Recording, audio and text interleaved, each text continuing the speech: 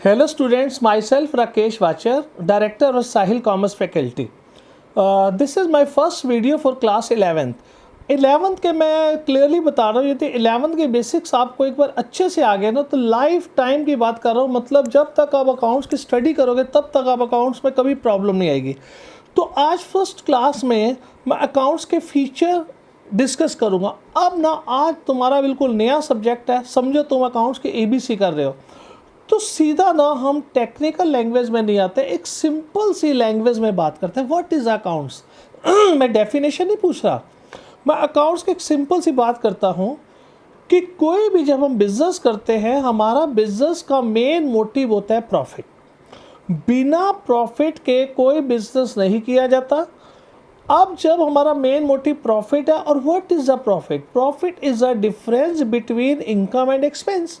Suppose करो बेटा मैं इंस्टीट्यूट चला रहा हूँ, इंस्टीट्यूट में टोटल मुझे 5 लाख की कलेक्शन हुई फीस में, जिसमें से 3 लाख के मेरे वहाँ रूटीन एक्सपेंस हो गया, रेंट हो गया, सैलरी हो गया, PN हो गया, इलेक्ट्रिसिटी हो गया, एडवर्टाइजमेंट हो गया। 5 में से 3 लाख के एक्सपेंस हो तो मेरा प्रॉफिट बेटा 5 लाख नहीं, मेरा प्रॉफिट 2 लाख है। तो मतलब कोई भी हम बिजनेस करते हैं, बिजनेस का मेन मोटिव प्रॉफिट होता है, प्रॉफिट का मीनिंग होता है एक्सपेंसेस और इनकम का डिफरेंस। अब प्रॉफिट जो हम अकाउंट्स में प्रॉफिट कैलकुलेट करते हैं वो बेटा मंथली वीकली नहीं करते, प्रॉफिट हम कैलकुलेट करते हैं एंड ऑफ द ईयर। क्या ये पॉसिबल है कि थ्रू आउट द ईयर जो भी तुम्हें फीस कलेक्ट हुई, जो भी तुमने एक्सपेंस किए, वो सारे के सारे क्या हम अपने माइंड में स्टोर कर सकते हैं? नो, क्योंकि हमारी जो मेमोरी की लिमिट होती है उसका एक लिमिट पीरियड होता है। लिमिट पीरियड ताकि तुम याद कर सकते हो, वो भी इतनी लार्ज ट्रांजेक्शन हम याद ही नहीं कर सकते। तो जो जो हम पेमेंट करते हैं और जो हमें फीस मिलती है उसको हम कहते हैं इवेंट्स एंड ट्रांजेक्शन्स। तो पहली टेक्निकल टर्म्स तुम्हारे सामने आ रही है, इवेंट्स एंड ट्रांजेक्शन। जो भी हम इवेंट्स और ट्रांजेक्शन्स करते हैं उन सब की एक मनी वैल्यू होती है। फीस कितनी होगी, रेंट कितना होगा, उस मनी वैल्यू को अपने पास बुक्स में रिकॉर्ड करना, दैट इज अकाउंटिंग। अभी मैं बिल्कुल डेफिनेशन पे नहीं आऊँगा, पहले मैं एक जनरल तो बात तो तुम्हारे दिमाग में डाल दूँ। तो मैंने क्या बोला है, बिजनेस का main motive profit, profit income और एक्सपेंस का डिफरेंस होता है। जो हमारे माइंड की मेमोरी होती है उसके लिमिटेशन होते हैं, ईच एंड एवरीथिंग हम माइंड में स्टोर नहीं कर सकते। जो भी बिजनेस में हमारा इनफ्लो आउटफ्लो जो आता जाता है उसे हम ट्रांजेक्शन्स कहते हैं। हर ट्रांजेक्शन्स की एक मनी वैल्यू होती है, उस मनी वैल्यू को अपने पास रिकॉर्ड करना, दैट इज अकाउंटिंग। कितनी सिंपल सी बात है ना। अभी बाद में मैं डेफिनेशन पे आऊँगा। अब मैंने एक अकाउंटेंट अपॉइंट किया। मैं कहा चल भाई अकाउंट्स प्रिपेयर कर। कहते ठीक है सर, आपका बिजनेस क्या? मैं कहा साहिल कॉमर्स फैकल्टी। कहता ओके, आप क्या डील करते हो? मैं ये डील करता हूँ। तो सर मुझे क्या रिकॉर्ड करना है? मैं कहा तू देख।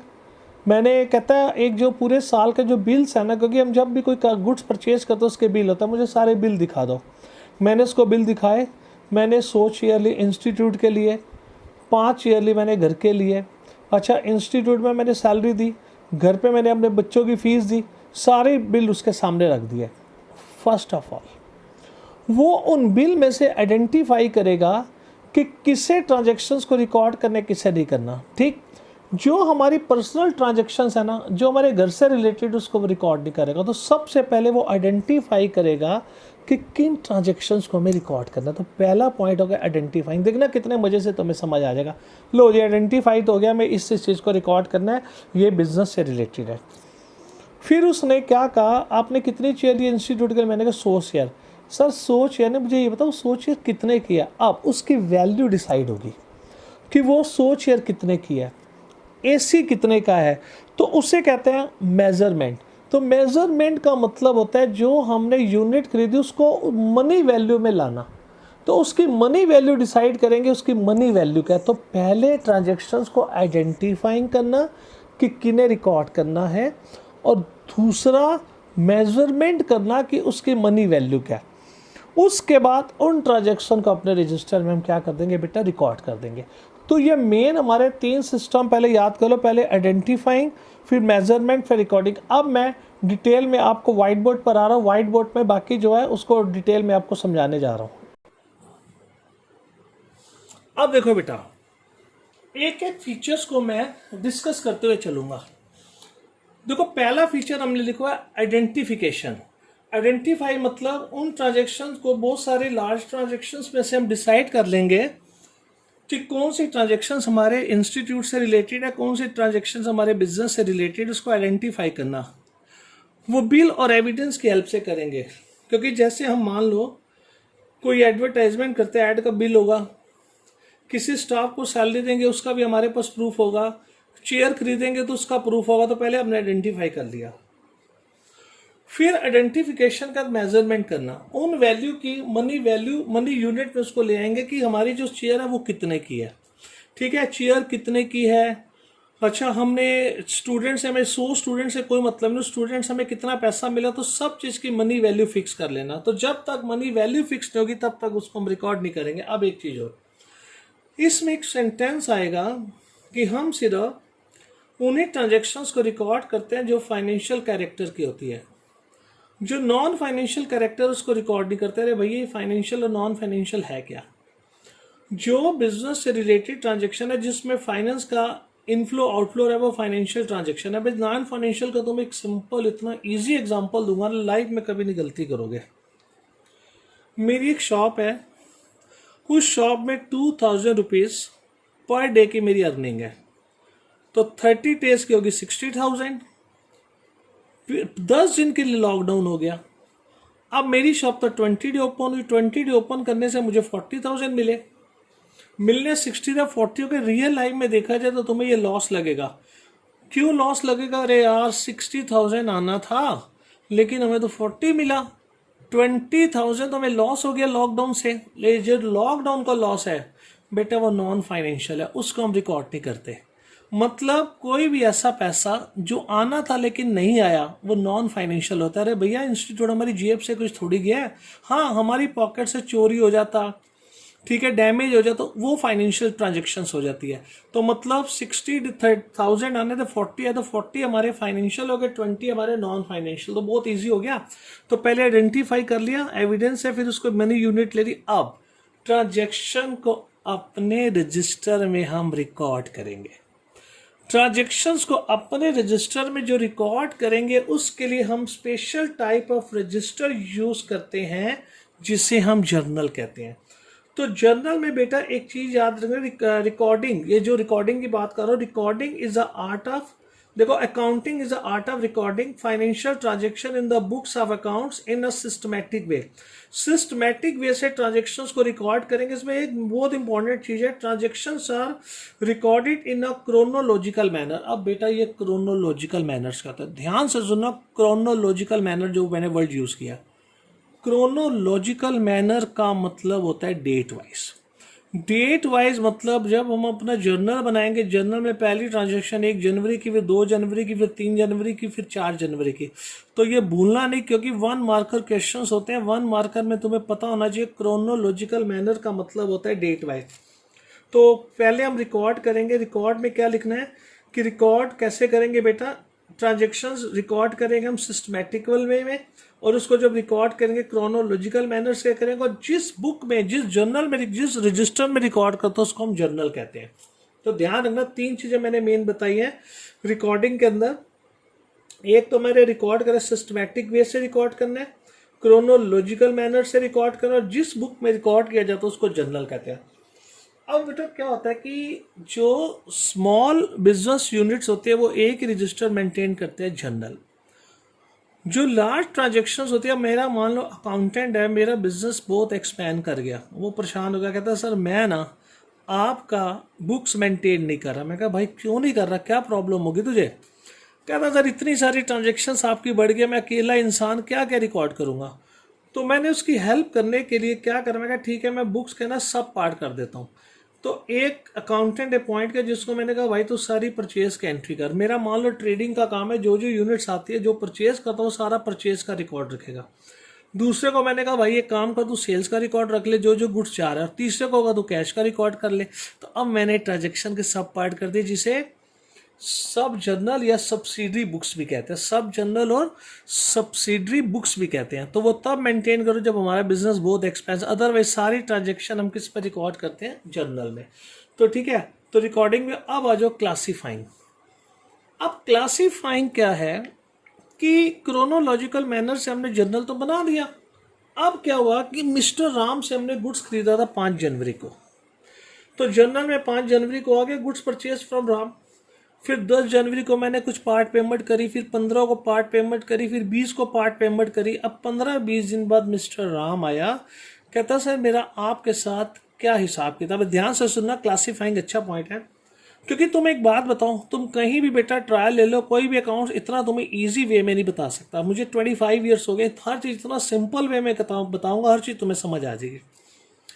अब बच्चों, राम के मैंने देखा 1 जनवरी 2 जनवरी 3, हाँ 1 जनवरी देखता चला गया। जहाँ जहाँ राम आता जाए उसको मैं बताता गया, भैया 1 लाख का माल खरीदा, 3 बार तुम्हें मैं पेमेंट कर चुका, 20 के रिमेनिंग आ गया 40। अब थोड़ी देर बाद एक और आ गया मिस्टर सुनील, कहता है मेरा भी हिसाब बताओ। फिर मैंने एक पेज देखा, इससे तो बड़ी प्रॉब्लम हो जाएगी। तो इस प्रॉब्लम को सॉर्ट आउट करने के लिए हम क्या करते हैं, जर्नल के बाद एक अनदर, सुनना अच्छी बात है, एक अनदर रजिस्टर यूज करते हैं। उसमें हर पर्सन का अलग अलग अकाउंट मेंटेन हो जाता है। रोहित का अलग, सुनील का अलग, ठीक है, पवन का अलग, सबका एक अलग अलग अकाउंट ओपन कर दिया। जैसे ही जर्नल में हमने राम से गुड्स खरीदा, पहले उसकी एंट्री जर्नल में कर देंगे, फिर जो हमने उसका अकाउंट ओपन करा था ना, क्लासीफाई कर, तो उसको कहते हैं लेजर, उसके अकाउंट में एंट्री कर देंगे। फिर सुनील से जो ट्रांजेक्शन हुई, सुनील की ट्रांजेक्शन सुनील में डालती। अब सब हर पर्सन का एक सेपरेट अकाउंट बन गया। तो इससे क्या आएगा फर्क, अब मिस्टर सुनील आएंगे तो मैं सिर्फ सुनील का लेजर चेक करूंगा, सुनील की सारी ट्रांजेक्शन एक ही पेज पे। तो हर पर्सन का सेपरेट अकाउंट ओपन करना, दैट इज क्लासीफाइंग। तो इसमें क्या होता है कि सेम नेचर के एंटिटी को एक ही जगह हम इकट्ठा कर देते हैं, इसको कहते हैं इट इज अ, ध्यान से सुना, it is a process of grouping entries of one nature eight one place. एक नेचर के एंट्री को एक ही जगह इकट्ठा करना, दैट इज क्लासीफाइंग। और जिस रजिस्टर में किया जाता है उसको क्या कहते हैं बेटा, लेजर। लो जी, कदम खत्म। अब हमारा मेन पर्पस तो प्रॉफिट था, तो बुक्स के फाइनल रिजल्ट निकालने, दैट इज समराइजिंग। समराइजिंग में बेटा अब देखो, पहले लिखो है ट्रेडिंग अकाउंट, जो ट्रेड करता है, गुड्स को खरीदता और बेचता है, वो बनाएगा ट्रेडिंग अकाउंट। मेरा इंस्टीट्यूट है, मैं तो ट्रेडिंग बनाऊंगा नहीं, तो ठीक है। प्रॉफिट निकालने के लिए जो ट्रेडर होता है वो ट्रेडिंग अकाउंट बनाता है, जो ट्रेडर नहीं होता वो बनाता है प्रॉफिट एंड लॉस अकाउंट, ठीक है। और ट्रेडिंग और प्रॉफिट एंड लॉस अकाउंट हमें ये बताता है कि ड्यूरिंग द ईयर हमें प्रॉफिट हो रहा है कि लॉस हो रहा है। तीसरी चीज है बेटा, ये ध्यान से रखना, बैलेंस शीट। बेटा बैलेंस शीट में 2 चीजें हमें बतानी होती है, एक हमारी एसेट्स कितनी है और एक हमारी लायबिलिटी कितनी है। तो अब पहले सुन लो एसेट्स और लायबिलिटी। बेटा एसेट्स मतलब मेरी प्रॉपर्टी, मेरी बिल्डिंग, एसी, ठीक है, चेयर्स, कार, इन सब की वैल्यू को एसेट्स कहते हैं। और जो पैसा मार्केट का देना उसको लायबिलिटीज कहते हैं। एसेट्स हमेशा लायबिलिटी से ज़्यादा होनी चाहिए।